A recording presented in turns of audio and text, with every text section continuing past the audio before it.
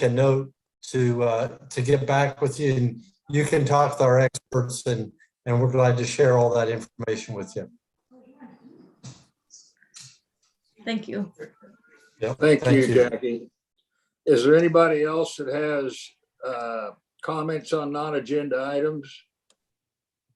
For everybody out there, since Jackie had already been in here once, she knew how to do it. Either comment directly to me or use the raise hand function. So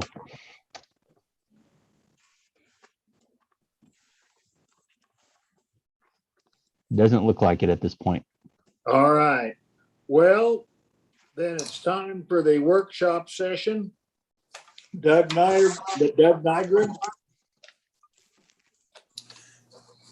Good evening, Mr. Chairman, members of the commission. This is Doug Nygren, Fisheries Division Director. The first item I have for you is the 2022 reference document proposed changes for special length and creel limits. At the last commission meeting, we had a couple of presentations going into detail on a couple of these items, and so I probably won't go into that detail tonight. I'd just like to go down and catch some of the ones I think are going to be of most interest to the public and to the commission. The first one would be the change in the management of blue catfish at Tuttle Creek Reservoir. We have been operating under a 35-inch minimum length limit and a 5-a-day creel. While we were allowing that population to become established, we feel now that the time is appropriate to allow harvest to begin on that fishery. We're starting to see natural reproduction, and a lot of the work that we've been doing the last year or so has shown great promise and progress in that population. So our proposal would be to change to a 10-a-day creel limit with no more than one fish over 30 inches on blue catfish at Tuttle Creek Reservoir. The second one I have is Marion Reservoir. It's operating under a special program where we're alternating between years of protection and then years of additional harvest opportunity. We're currently under a 21-inch minimum length limit with a 5-a-day creel.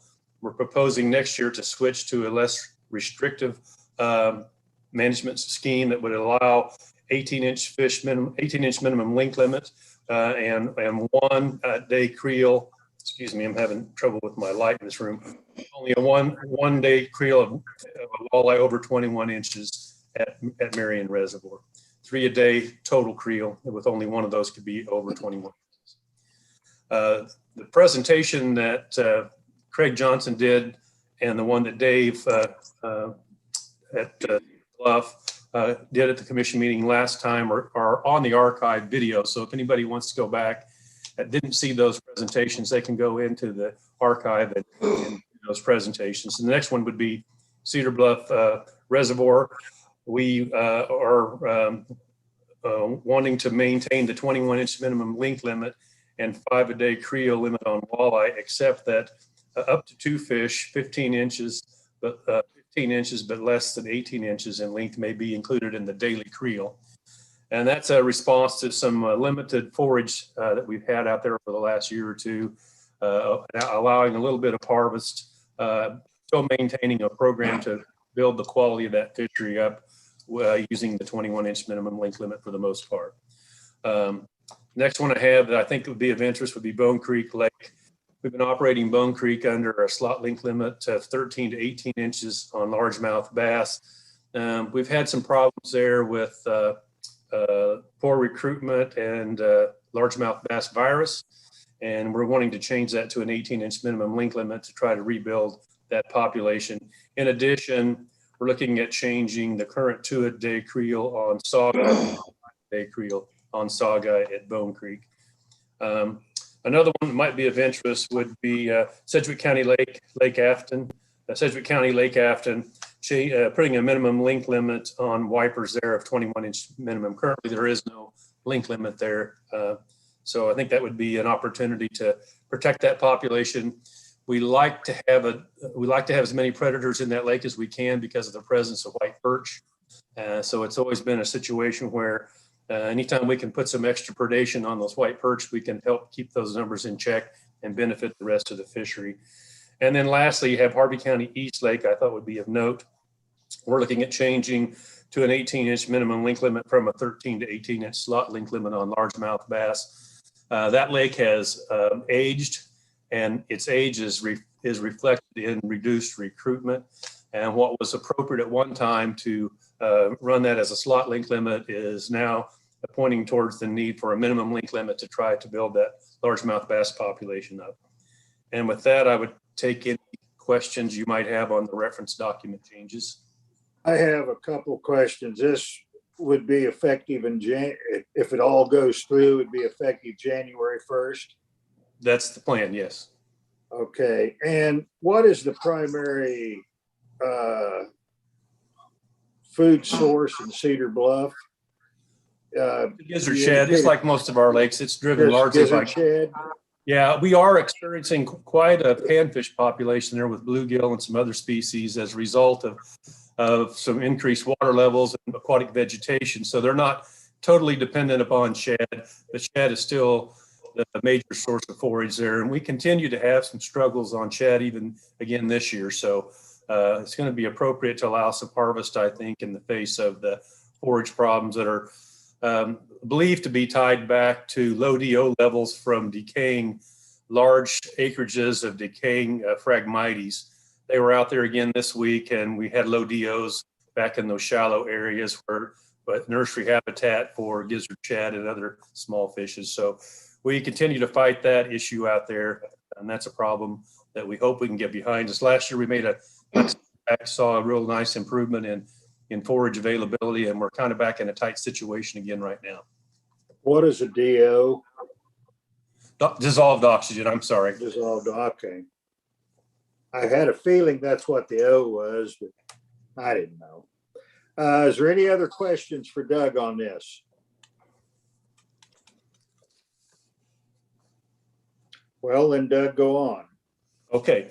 The next regulation to discuss, and this is Doug Nygren, Fisheries Division Director, is 115.25.14, our trout stocking locations. We have some changes for the type of waters that we have type 1 and type 2. And we're proposing that Colby-Villa High Lake, the Mineland Wildlife Area, and Sherman County Smoky Gardens change from type 2 waters to type 1 waters.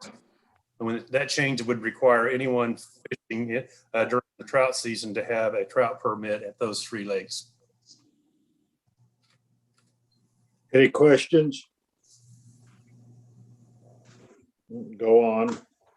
Okay, so I think the next segment is Chris Steffen is going to take that. Chris, I hope this is on. Do you see him, Jason? I'm here. Okay. Yeah. This is Chris Steffen, the Aquatic Nuisance Species Coordinator.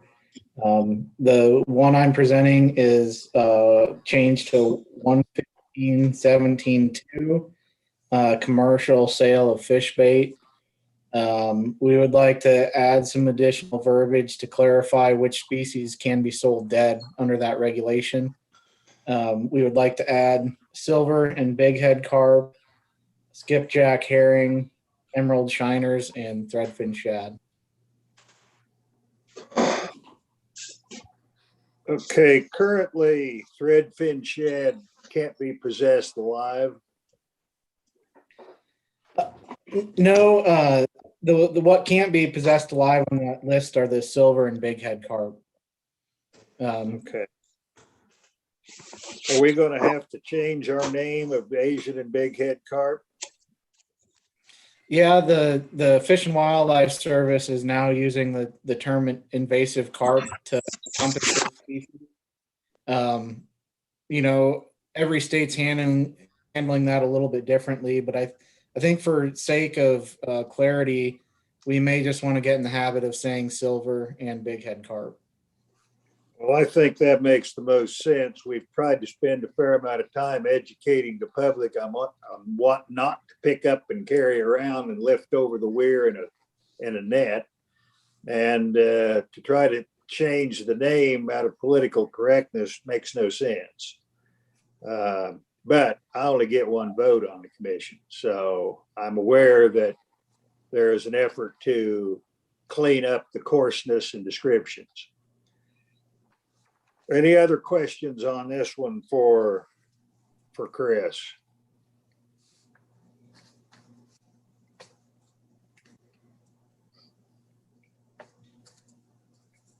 I've asked this before. Do we have threadfin shad in the state as a breeding population anywhere?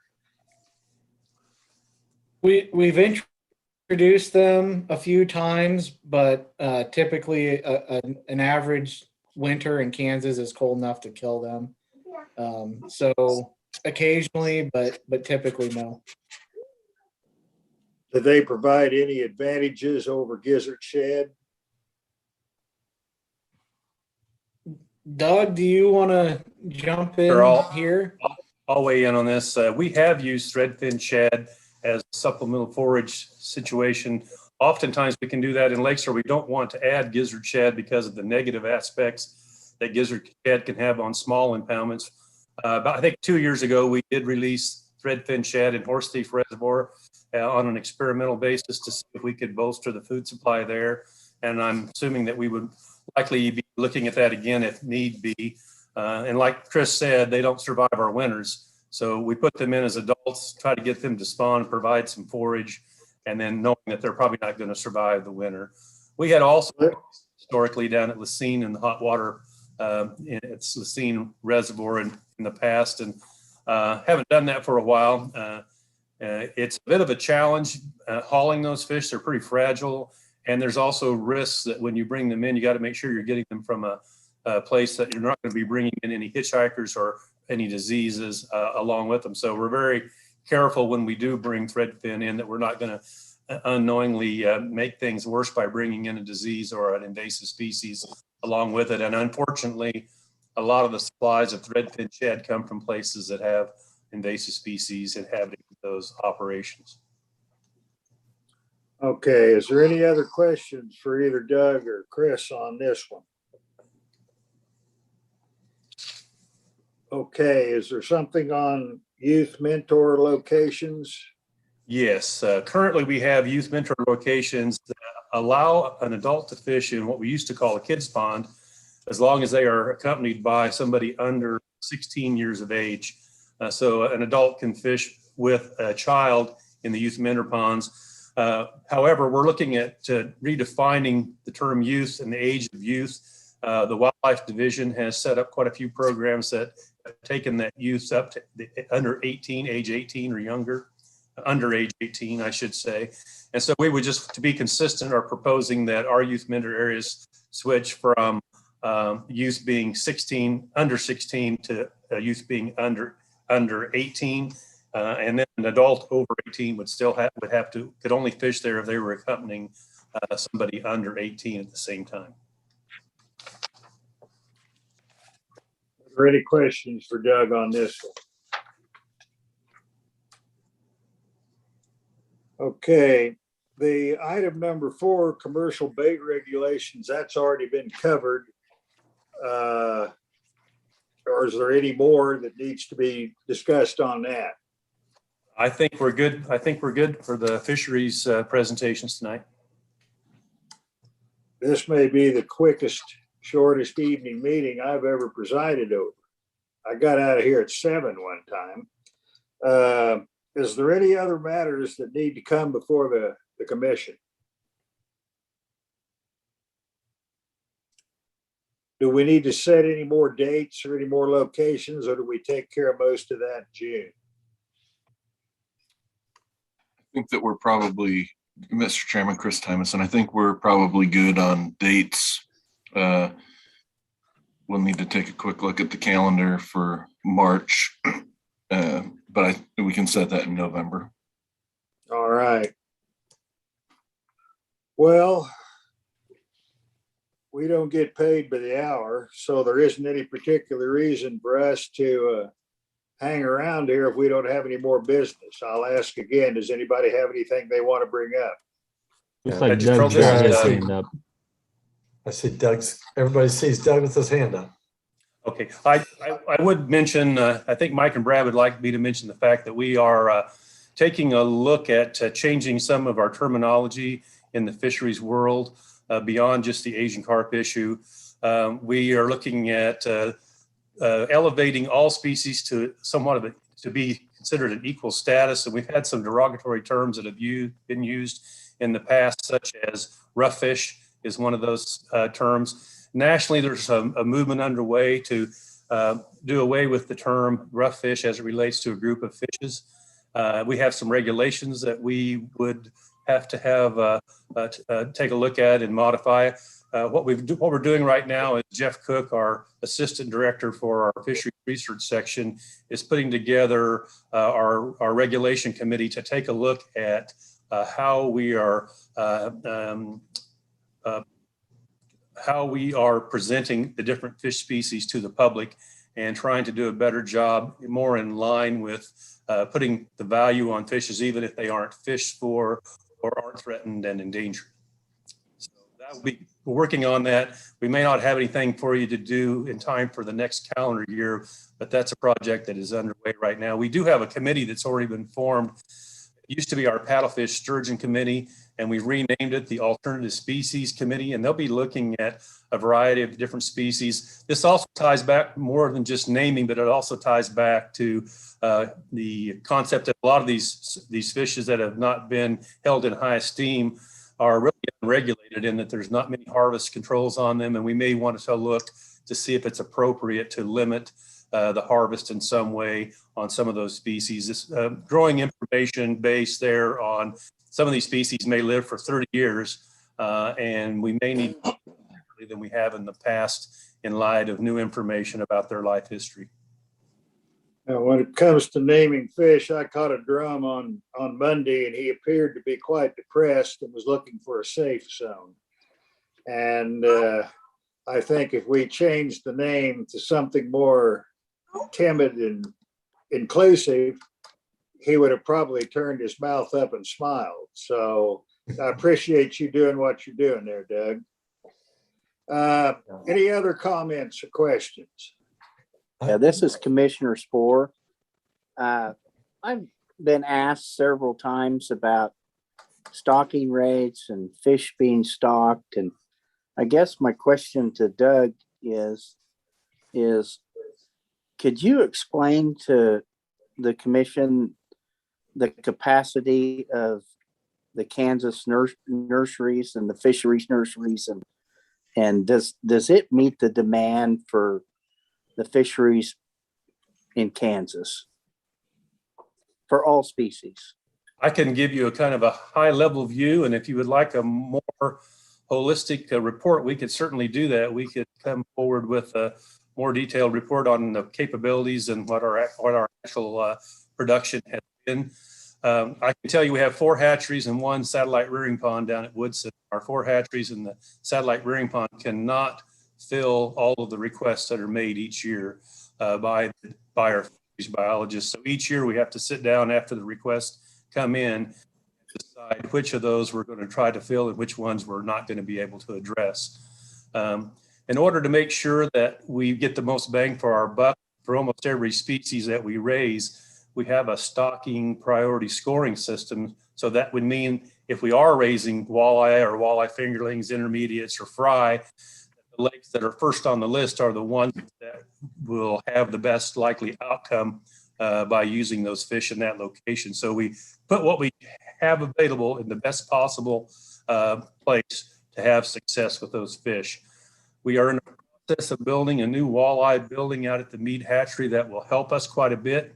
It's going to have the capability of raising, if we can get it fully functional and we know what we're doing, our goal would be to raise about 500,000 walleye fingerlings annually there, and an additional 30,000 walleye intermediates at that facility. It's under construction. We were hoping to be able to use it next year, but construction delays are causing me to doubt whether that thing's going to be functional for the next production season or not.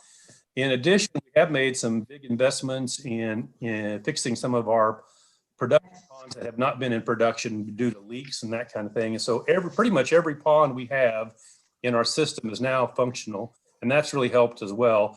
Woodson was down for a while because of some flood damage from flooding a few years ago, and it was back up and running last year, and it's running well this year. And that's an important location for us to raise intermediate channel catfish there. When that was down, we had to try to raise those intermediate catfish in other locations that we could have been raising walleye or some other species as well. So If you would like, I could have the really great report put together to go over the hatchery system and talk about our capabilities currently and what our needs are and what our challenges are going forward. I'd like to have that. Okay. Is it possible? Is it even something to even consider? Can you go out if you can't meet the needs of Kansas, can you go out and buy more fish? Is that something that's even possible? Well, you know, part of our report to you would be exactly that, how we are trying to acquire things that we can raise ourselves. We trade with a lot of other state fish and wildlife agencies. Brett Howdyshell is our hatchery manager at Pratt, but he's also in charge of our fish trades with other state and federal agencies. So we do receive some fish from the federal hatchery system. We receive quite a few fish annually from other states. And one of our best trading tools are our hybrid striped bass that we produce at Milford. They're in high demand. Other states have a hard time producing them. And so we have quite a few states that want to trade some of our wiper fry for species that we're short on. We also do buy commercially purchased fish. We buy those are usually for the trout program are all commercially purchased for the most part. There's a few times where we've gotten trout from federal hatcheries, but most of the time the trout that we stock are from commercial sources.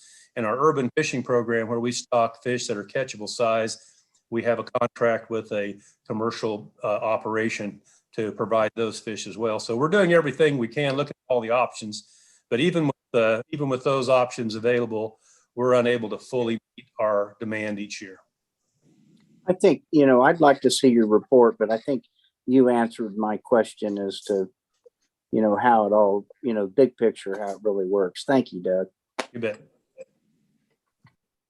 Okay, Chris? Mr. Chairman, we've lingered on enough that I went ahead and got some dates available for March. So if we want to take a look at those, there's two, March 24th or March 31st. And that would be in Topeka, as we typically do. We have a meeting scheduled in April. So that No. would be, is that correct? We do not have April scheduled. But we will have a meeting in April traditionally. Yes, that's correct. So would that cause us to want to consider maybe having a meeting a little the earlier of the two dates in March? Typically, we try to go as late as possible, but the secretary has a comment. Yeah, thank you, Chris. Brad Lovell, Secretary. Chris, in my notes, I have jotted down that we have a new employee orientation be the afternoon of the 24th and morning of the 25th, which is something we could work with, but a little bit of a conflict. So then, Mr. Chairman, Chris Tymeson, if we could do the 31st then. That's fine. And that's April. Mr. March. Chairman, Chris Tymeson, that would be March. April 31st is quite a feat.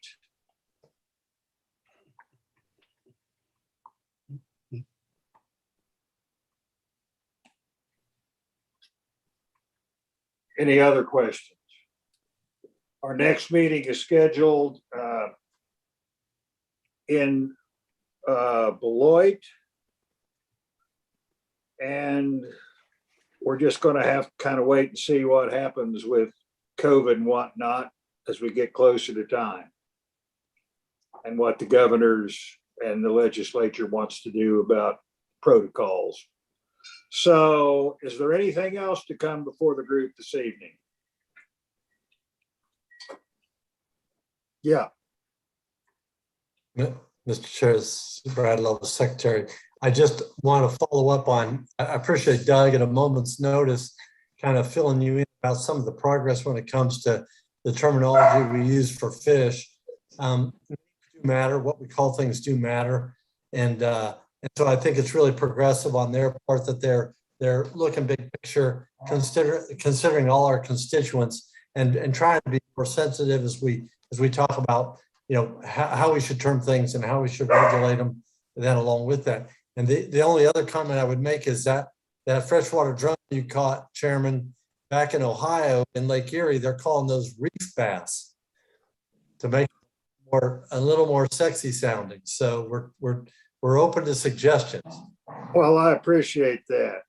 We could have a renaming contest. So, all right. Anybody else have anything this evening? If I had a gavel, I would smack it down, but I don't. So meeting adjourned.